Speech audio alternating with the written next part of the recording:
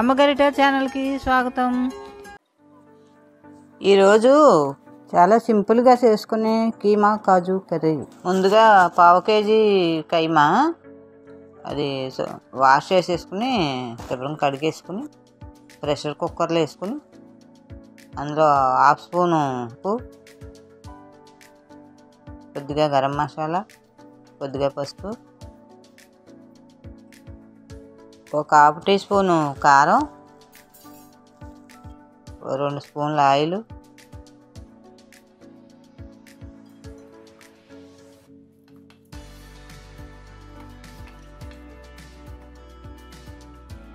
ఇవన్నీ కలిసేలాగా ఒక అరకప్పు వాటర్ పోసి కుక్కర్ మూత పెట్టేసి స్టవ్ మీద పెట్టి ఒక 3 విజిల్స్ రానిస్తే సరిపోతుంది. కొద్దిగా జీడిపప్పు గోరువేడి నీళ్ళలో నానబెట్టుకుంటే పచ్చి జీడిపప్పు టేస్ట్ వస్తుందండి. మనకి పచ్చి జీడిపప్పు అన్ని కాలాల్లో దొరకదు కదా. ఇలా మనకి ఇష్టమైతే ఇలా నానబెట్టుకుంటే బాగుంటుంది. ఈ కీమా అయ్యేలోపు జీడిపప్పు నానుతుంది. స్టవ్ మీద పాన్ పెట్టుకుని అది వేడెక్కిన తర్వాత 2 స్పూన్ల ఆయిల్ పోసుకుని కొద్దిగా జీలకర్ర, 4 ఎండుమిరపకాయ ముక్కలు, 4 వెల్లుల్లి రేకులు చెదగొట్టి వేసుకోవాలి.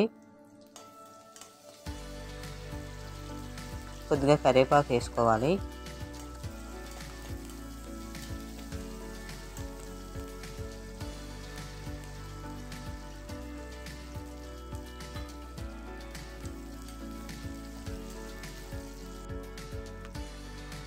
తాలింపు సరుకులు అన్నీ వేగిపోయినాయండి. 2 ఉల్లిపాయలు చిన్న చిన్న ముక్కల కింద కట్ చేసి వేసుకోవాలి. ఆ ఉల్లిపాయ ముక్కలు వేగుతూ ఉండగానే కీమాకి సరిపడి కీమాలో వేస్తాను కదా ఉప్పు కారం అన్నీ.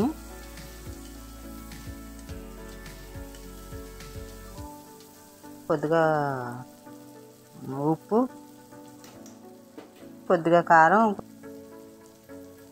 కొద్దిగా గరం మసాలా ఇవన్నీ వేసుకుని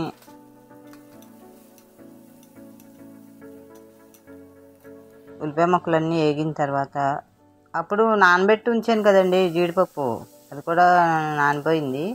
అది కూడా ఇందులో వేసేసుకోవాలి. కొద్దిగా అల్లం వెల్లుల్లి పేస్టు అది కూడా వేసుకుని మొత్తం అంతా కలిసిలా కలుపుకొని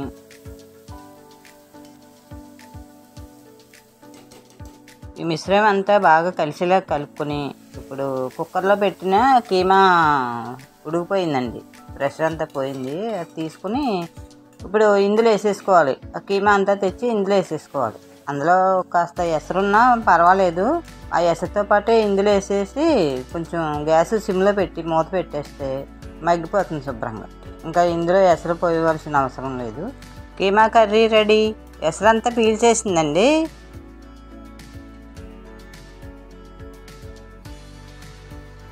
చూడండి, అందులో ఇంకా స్టవ్ ఆపేసి కొద్దిగా కొత్తిమీర వేసుకుని అటు ఇటు కలిపేసుకుని బౌల్లో తీసేసుకోవడం.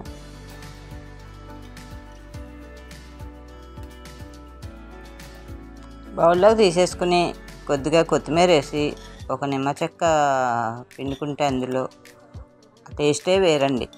చూడండి ఎంత బాగుందో, చూస్తేనే ఎంత బాగుంది, తింటే ఇంకెంత బాగుంటుందో. ఒకసారి మీరు కూడా ఇలా ట్రై చేయండి. చాలా సింపుల్గా అయిపోతుందండి ఈ కూర. పిల్లలు కూడా జీడిపప్పు వేయటం వల్ల కీమా అనేటప్పటికి పిల్లలు కూడా ఇష్టంగా తింటారు కదా. మధ్య మధ్యలో ఇలా ట్రై చేయండి అమ్మా, చేస్తారు కదా. Thank you.